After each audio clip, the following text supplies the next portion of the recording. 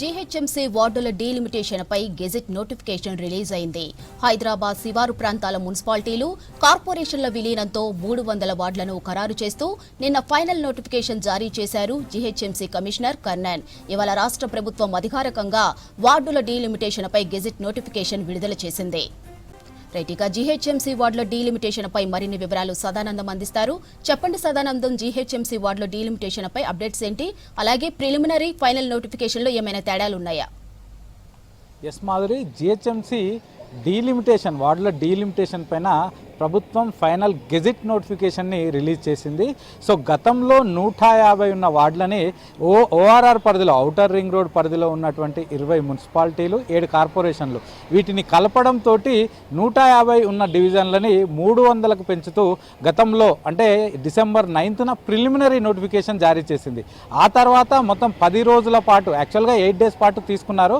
Court మరో 2 రోజులు తీసుకోవాలని చెప్పడంతో 10 డేస్ పాటు నగర ప్రజలు, పొలిటికల్ పార్టీస్, వివిధ ప్రైవేట్ సంస్థల నుంచి ఆల్మోస్ట్ భారీగా అభ్యంతరాలు స్వీకరించారు. సో దీనిలో ముఖ్యంగా ఎక్కువగా ఇప్పుడు ప్రిలిమినరీ నోటిఫికేషన్లో ఇచ్చినటువంటి వార్డుల పేర్లు మార్చాలంటూ ఎక్కువగా అభ్యంతరాలు వచ్చాయి. అదే కాకుండా సరిహద్దులు, బౌండరీ లైన్స్ ఏవైతే ఉన్నాయో, న్యాచురల్ బౌండరీ లైన్స్ అయినటువంటి నాలాలు కానీ, హైవేస్ కానీ, రైల్వే లైన్లను వీటిని బేస్ చేసుకొని ఈ జిహెచ్ఎంసీ వార్డుల విభజన చేశారు. కాబట్టి ఆ బౌండరీ లైన్స్ని చేంజ్ చేయాలంటూ కూడా ఎక్కువగా ఫిర్యాదులు వచ్చాయి. ఇవి కాకుండా ఎక్కువగా ఇటు చార్మినార్ జోన్లో మమ్మల్ని కలపొద్దు అంటూ ప్రత్యేకంగా జోన్ క్రియేట్ చేయాలంటూ కూడా ఎక్కువగా ఈ ఫిర్యాదులు వచ్చాయి. సో వీటన్నిటినీ కూడా మొత్తం ఈ 10 రోజుల పాటు 5,935 ఈ కంప్లైంట్స్ వచ్చాయి. ఈ కంప్లైంట్స్ అన్నిటిని కూడా స్టడీ చేసిన అధికారులు సో వీంట్లో ఆల్మోస్ట్ 1600 వరకు పరిగణలోకి తీసుకున్నారు. సో ఇవన్నీ కూడా సహేతుకమైనవే కాబట్టి వీటన్నిటిని పరిగణలోకి తీసుకోవాలని చెప్తూ వాటిని పరిగణలోకి తీసుకొని ఫైనల్ నోటిఫికేషన్ రిలీజ్ చేశారు. సో 9న ఇచ్చినటువంటి ప్రిలిమినరీ నోటిఫికేషన్కి, ఇప్పుడు ఇచ్చిన ఫైనల్ గెజిట్ నోటిఫికేషన్కి వార్డులు 300 వార్డుల్లో 30 వార్డుల పేర్లు చేంజ్ చేశారు. అదే కాకుండా ఈ బౌండరీ లైన్స్ మొత్తం 300కు గాను బౌండరీ లైన్స్ చేంజ్ చేయాలని వాళ్ళు అడగడంతో దానిలో ఆల్మోస్ట్ 104 బౌండరీ లైన్స్ చేంజ్ చేస్తూ కూడా ఇచ్చారు. సో ముఖ్యంగా పేర్లు మార్పుకు సంబంధించి చూస్తే గతంలో వీళ్ళు ఇచ్చిన ప్రిలిమినరీ నోటిఫికేషన్లో బర్కత్పురా లేదు. సో దాన్ని యాడ్ చేయాలంటూ కూడా వాళ్ళు కోరారు. సో ఇప్పుడు బర్కత్పురా యాడ్ చేశారు.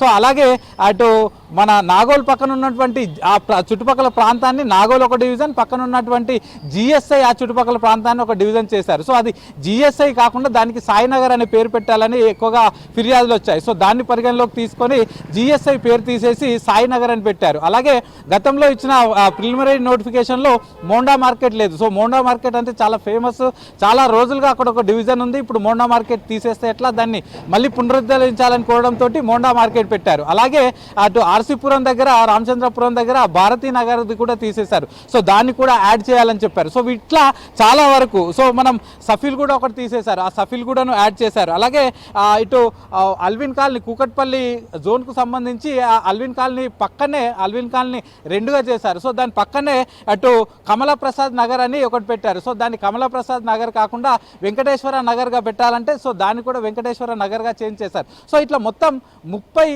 డివిజన్లకు సంబంధించి, 30 వార్డులకు సంబంధించి పేర్లను చేంజ్ చేస్తూ సో ప్రజలు ఏవైతే ఫిర్యాదులు ఇచ్చారో వాటన్నిటి కూడా పరిగణలోకి తీసుకుంటూ 30 డివిజన్ల పేర్లు మారుస్తూ చేంజ్ చేశారు. అలాగే ముఖ్యంగా ఈ వార్డుల విభజన అనేది ప్రధానంగా మేము జనాభా ఆధారంగా చేశామని చెప్తున్నారు. సో ఒక్కొక్క వార్డుకు ఆన్ యావరేజ్ 45,000 ఉండేలా చూసుకున్నాము. సో ఒక 10% తక్కువ కావచ్చు, ఒక 10% ఎక్కువ ఉండేలా చేశామని చెప్పారు. కానీ కొన్ని డివిజన్లలో, అంటే ప్రిలిమినరీ నోటిఫికేషన్లో ఇచ్చిన ప్రకారం కొన్ని డివిజన్లలో చాలా తక్కువగా జనాభా ఉంది, ఇంకొన్ని డివిజన్లలో సుమారు 50,000కు పైగా ఉంది. కాబట్టి దీన్ని కూడా చేంజ్ చేయాలని ఎక్కువగా ఫిర్యాదులు వచ్చాయి. సో వాటిని కూడా పరిగణలోకి తీసుకున్నామని చెప్తున్నారు. కాకపోతే కొన్ని తెల్లాపూర్ లాంటి ప్రాంతాలు ఉన్నాయి, తెల్లాపూర్, మణికొండ, నార్సింగి ఇట్లాంటి ప్రాంతాలు ఉన్నాయి. సో వాటిని తక్కువ జనాభాకే డివైడ్ చేశారు. ఎందుకంటే ఇప్పటికే ఆడ భారీగా రెసిడెన్షియల్ ప్రాజెక్టులు వస్తున్నాయి. ఫ్యూచర్లో అక్కడ జనాభా భారీగా పెరిగే అవకాశం ఉంది, అక్కడ ఇంకా విస్తరించే స్కోప్ ఉంది, జనాభా పెరిగే స్కోప్ ఉంది. కాబట్టి వాటిని తక్కువ జనాభాతోటే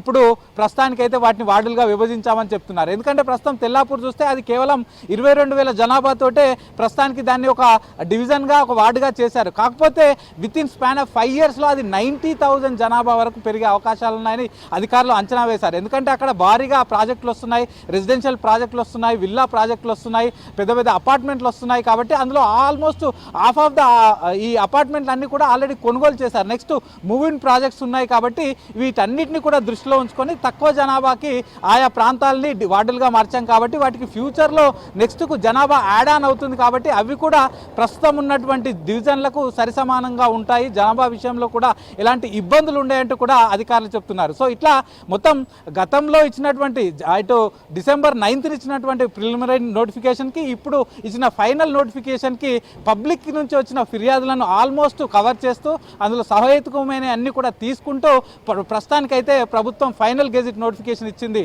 మాధురి.